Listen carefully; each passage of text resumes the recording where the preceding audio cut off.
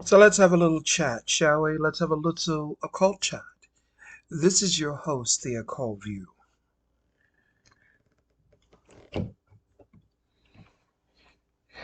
I always have a topic to talk about, but then I forget because so many other things pop up in my mind. My mind is constantly like a freeway, a million different vehicles going through my mind, a million miles per second. But I want to talk about spiritual bullying and bullying in general, particularly in the black community, but bullying in general, and how people think that bullying is strength, but in actuality, it's a false sense of empowerment that a lot of people run their frequency on. I remember coming up, going to high school, going to junior high school, and people tried to bully me. And when you fight back against bullies, that bothers them. And I always fight back against bullies. It doesn't matter if they're in my family. It doesn't matter if they're around me. I may not get them right then and there, but I'm going to get them.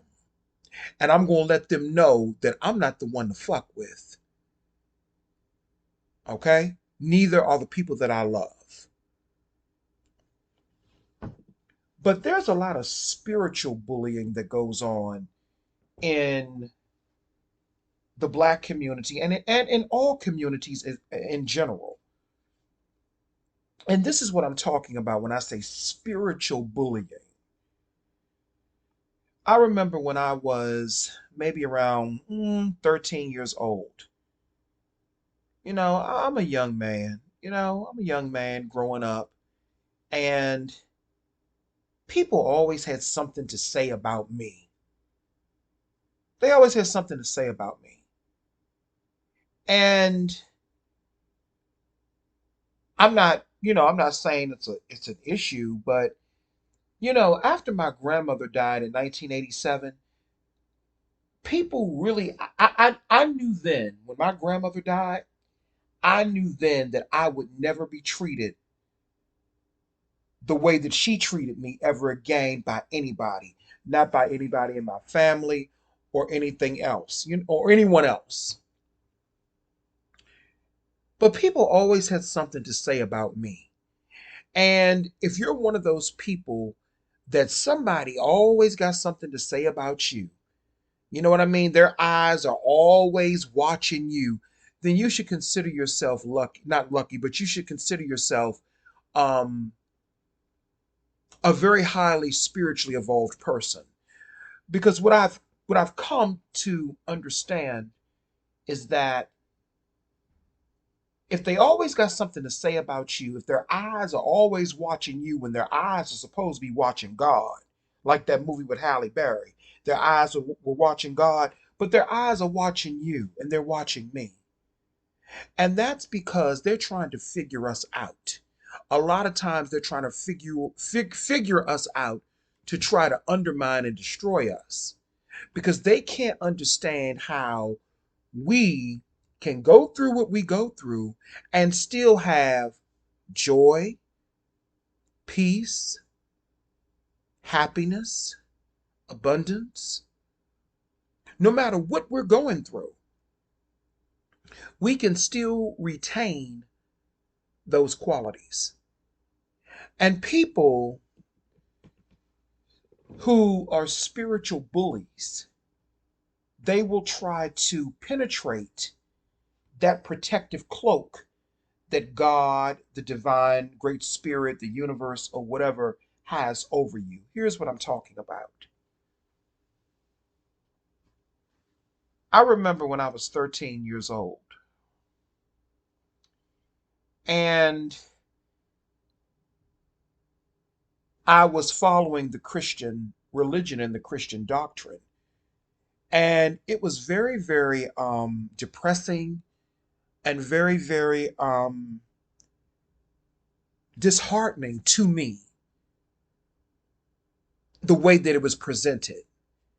Because the way that Christianity was presented to me was you have to worship God, you have to basically worship and respect the preacher, you have to live in poverty, you have to live in not having, while we give all of our energy to the preacher who is supposed to be the so-called what do they call it, the messenger of God, right?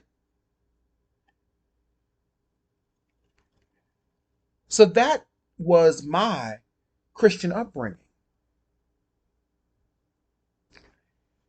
I remember my great grandfather had a nurse. She actually died before he did. Her name was Flory. And Flory was an older woman, but she was a nurse. She was from Georgia, but she lived in D.C. And I liked Flory, but as I looked, Miss Flory, I liked her. But when I look back on things now, she was not right. And I'm not giving any medical advice, but she was not right mentally. She was a Christian and she was a spiritual bully. She was a spiritual bully. I remember she became friendly with my great grandmother. And like a lot of these home health nurses, or at least at that time, she would always expect my grandmother, if we were eating, she wanted to eat with us. And instead of my grandmother, my great grandmother, not my grandmother, but my great grandmother telling her no, she would go ahead and oblige her. I would have told her no, straight up. You here to do a job. And she could like it, she could love it, she can do whatever she wanted to do. See, she thought she was better in some ways.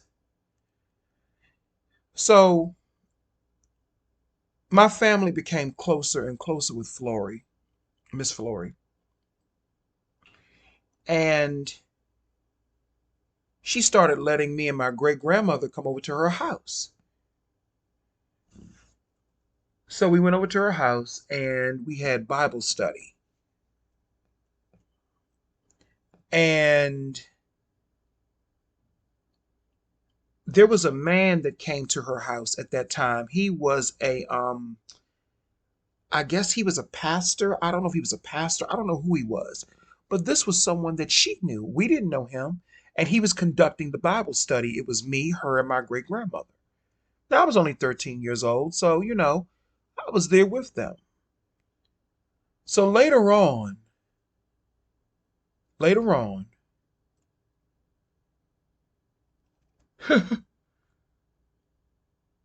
her focus started to turn to me, Miss Flory. And she said to me, she said, that man that I had over here conducting the Bible study, he had his eye on you. He had his eye on you. And I'm like, what do you mean he has his eye on me? I'm 13 years old. Like, why is this woman talking to me like this? I didn't know any better at the time. I didn't know any better at the time. Because if somebody says that to me today, it would have been a different story. But her words really disturbed me. Because at that time, I mean, I was attracted to the same sex, but I wasn't exploring anyone sexually. I was still growing into who I was supposed to be. So then she started telling me, God showed me that you have the spirit of homosexuality on you. And I was like, what? The devil has his hands on you and on your family. Spiritual bullying.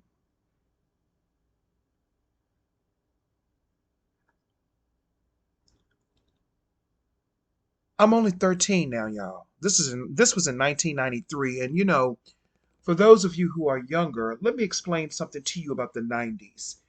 We had just come out of the 80s, which was the crack holocaust and the AIDS holocaust. And the 90s was a continuation of that into the early 2000s. And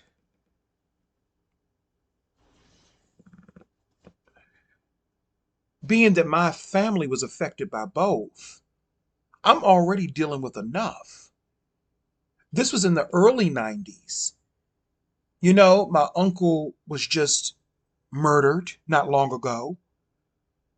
My family was dealing with that. My grandmother, my mother's mother, not my great grandmother, but my mother's mother, she had died not long ago in 87. I mean, that wasn't that long ago, maybe about 5 or 6 years. And here this woman comes along telling me that I have the spirit of homosexuality on me. I was devastated. I was crushed. And even though she was saying this in her way to help me, in her twisted way, she thought she was helping, but she was actually causing more harm because she was trying to put spell work on me to try to make me have a self-loathing, self-degrading, self-depraved image of myself.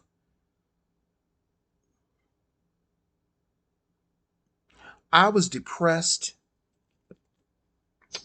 for a long time behind that. And then when I would try to reach out to her to have conversations with her about this, she would be dismissive. She would be nasty about it. And I didn't know that she was dealing with her own health issues at the time because she was sickly. We didn't know it, but she was sickly.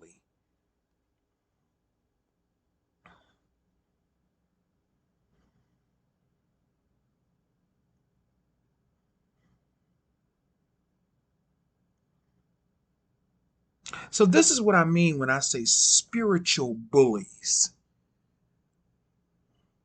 who try to force you to be the image that they think you should be. And I mean no disrespect to her spirit wherever it's at, but isn't it interesting that after she tried to throw that spell work on me, she thought she was delivering me. She didn't say this to she never mentioned this to my great grandmother. She didn't say these things to my great grandmother, nor did I say this to my great grandmother because my great grandmother was kind of docile and she wouldn't have done anything anyway. I wanted to know more about what she was talking about because I'm inquisitive. Even back then, I was an occultist and didn't even know it, even though I did not like what she was saying.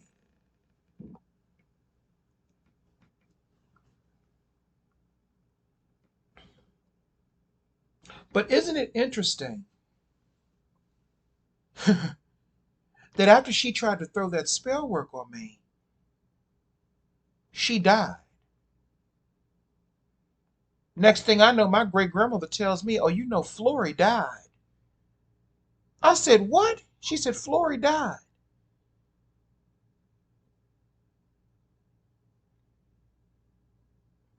I said, "Wow." But I'm still here, flourishing, living my life. No, my life is not perfect. No, I have had challenges in my life, but that's called being a human. But that's how some spiritual bullies operate. Then I remember it was another woman that I knew. She was supposed to be a tutor, helping me with my math or something like that. Black woman, of course. And instead of her helping me with tutoring, She kept telling my mother, I was living with my mother at this time. She kept telling my mother,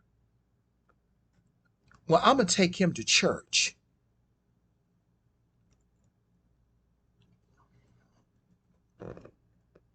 I didn't want to go to church with this woman. I didn't want to be around this woman. She took me to her church, and I did not like it. I felt a spirit, but I didn't feel the spirit. Or then again, maybe I did. I don't know. But this is what these spiritual bullies do. They try to enforce their will upon you so they can shape you in their own image.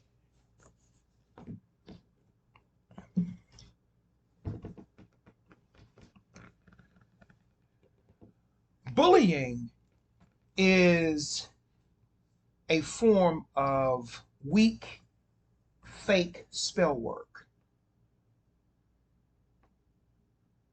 And there are different types of bullying. There's bullying that is literally in your face, and then there is subconscious bullying. There's astral bullying. People trying to change your reality against your will, like those two women did, Flory and that other woman who's supposed to be a tutor whose name I cannot remember. But Flory died because what Christians like her fail to take into account, even in their own Bible, and I'm going to say it in their language. Your God says, touch not my anointed. Touch not my anointed. Let's talk about it. Let's have a little bit of conversation, okay, child? I know I'm a little rusty in my old Methodist ways, but let's have a conversation. That means if God wants to reveal something to me, or the spirit, or the universe, or the divine spirit, or the high spirit, or the most holy spirit wants to reveal something to me, it is not your business in your bullying tactics and within your ego to tell me a mother freaking thing, especially when I'm an innocent child, because you don't like certain types of people. And that's what it was all about. Their God says, touch not my anointed.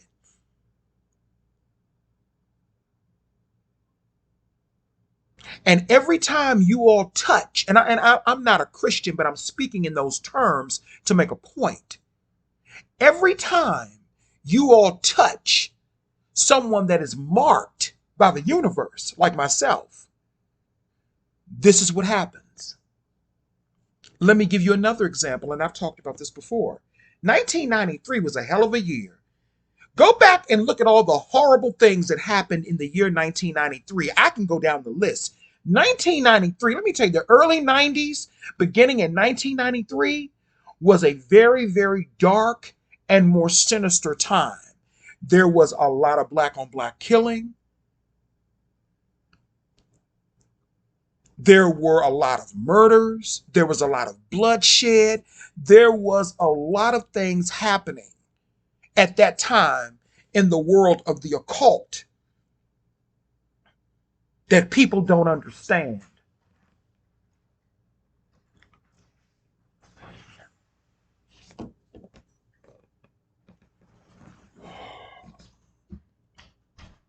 Give me a second, you all. I'm doing a video. Thanks. There was a whole lot of things that were going on in 1993 at that time that a lot of people just, didn't understand. And I realize it now. When you go back and look at the subculture and the culture of 1993, it was very, very negative. My uncle was murdered in 1993. That was one thing. The crack epidemic was still continuing from the 80s. There was a lot of black on black crime back then. I mean, just go back and look at it. It was really a bad time. And I forgot why I got on this point anyway because my friend came in and kind of interrupted me. But that's another story. That's why I got quiet.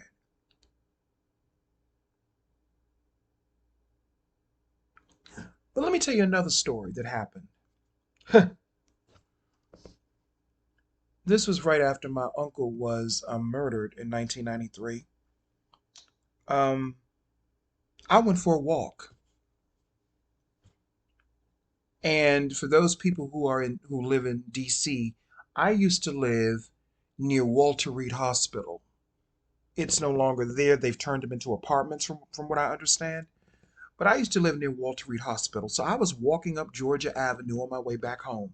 I had walked back there by Coolidge, and stuff like that. I used to, like to do that. So as I'm walking up Georgia Avenue, I came across some guys. Some of them I knew, some of them I did not. I said, "Excuse me." But when you're dealing with entities, and there were a lot of entities back during that time, a lot of bullying energy at that time, which is why a lot of that bullying energy had to be taken out because of the shifts of the dimensions, and that type of low vibrating energy has no place in my reality anyway, but it's trying to creep back in. I'm walking up the street. This guy named Darnell. I said, "Excuse me." There are no timers set. Oops, I hit the thing.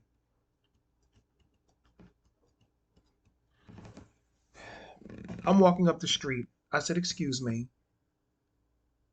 So he said to the other guys, he didn't say excuse me. And they said, one of the guys named Bossy, he said, he did say excuse me because see, Bossy knew my family. And no matter what I say about my family didn't play. He said, "Man, you tripping." He did say excuse me. So this dude was trying to start some shit with me. Now again, these are grown men. Well, Bossy was really around my age. Bossy was really around my age because we went to Coolidge together, but I think he was a few years older than me. Maybe he might have been 17.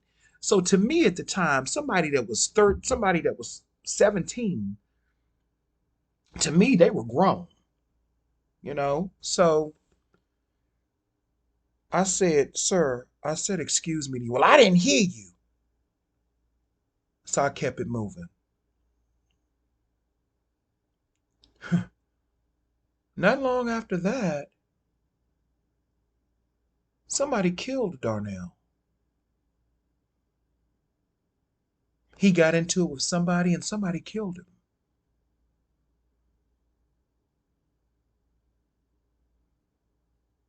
Hmm. And you know what's interesting? This is how you know that this is revenge and redemption. Because when I lived in one of the worst parts of DC, I used to mess with all them little thug niggas. I used to always mess with them little thug guys. And do you know when I lived over there in they call it Little Vietnam. If you live in DC, you know what I'm talking about. Little Vietnam. I used to live in Little Vietnam. Do you know I was never gay bashed? I never had any issues. Nobody never bothered me. I mean, the only time them guys wanted to bother me is when they wanted to get some, when they wanted to mess with me or something like that. But I'm making the point that I can go anywhere in this world. And if nothing happens to me, why does stuff keep happening to you people who call yourselves so called Christians? Is it because you keep fucking with people? Or is it because you're trying to do God's job? If God has an issue with me, God will deal with me. And I'm only speaking in Christian terms because I don't believe in none of that shit, but I'm only going by your word. That's because they're spiritual bullies and they're bullies in general. I saw a video that Tyrese made, the singer,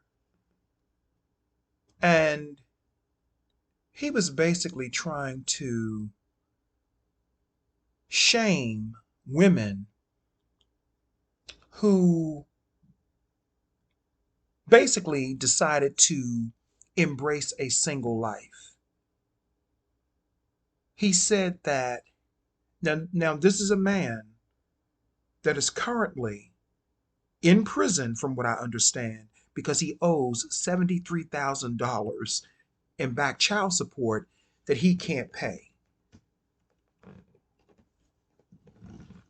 Now, I'm not denigrating or degrading his masculinity. I'm not saying that he doesn't have a right to speak his mind. And I'm not saying that he doesn't have a right to be a masculine heterosexual man if that's what he really is. Because he looked like he was dressed in some type of long gown in that interview. But that's another story. But he was talking about God and marriage and all of these other things. But God is not working out for you. Marriage didn't work out for you. But you're shaming women who choose to be single? How does that work? Your marriage failed, your career failed, your life is in chaos, but you're talking about God like you're a prophet and like you have some type of connection to the divine? When your life is on life support, Mr. Gibson, but you're giving advice to people? I'm just, no judgment. I'm just trying to understand the spiritual bullying and the bullying in the black community. See, that's bullying. That's a form of bullying, shaming people when you have done shameful things. Listen, let me tell y'all something. I'm no saint. I am the sinner. I am the sinner. I am not the saint. Okay? Let me say it again. I am the sinner. I am not the saint. And I don't aspire to be the saint.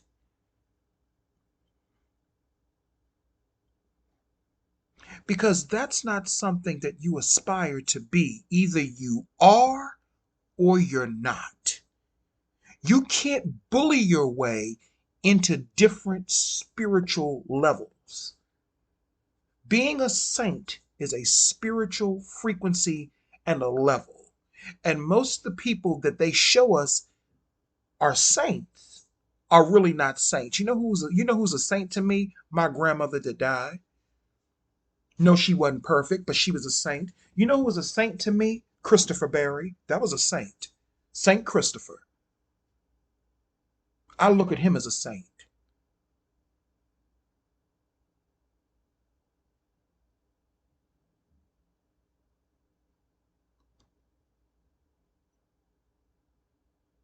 Spiritual bullying is real. And there is no power in bullying or spiritual bullying. There's no power in that.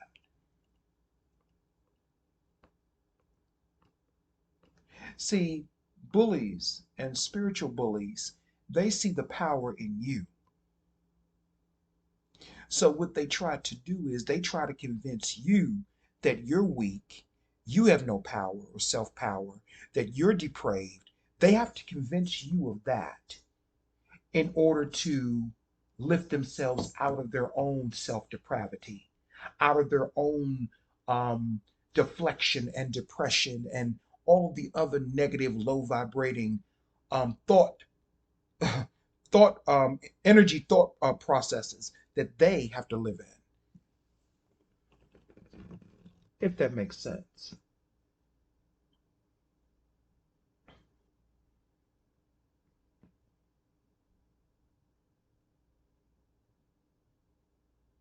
Spiritual bullies always meet the same fate, don't they? Seems like it. They don't last very long.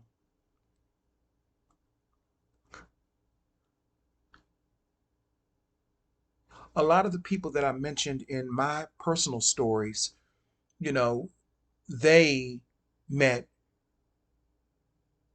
spiritual vengeance because they touched the wrong person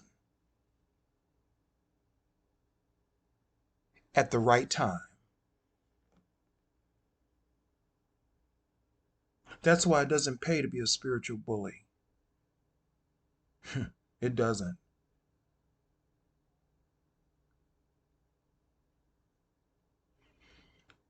Anyway, I just wanted to talk about that briefly. I'm not going to make this too long. I just wanted to talk about spiritual bullying and bullying in general and how they can be intertwined and why they do it because they see you.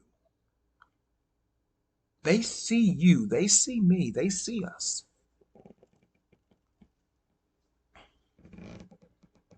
Anyway, that's all I have to say. Thank you.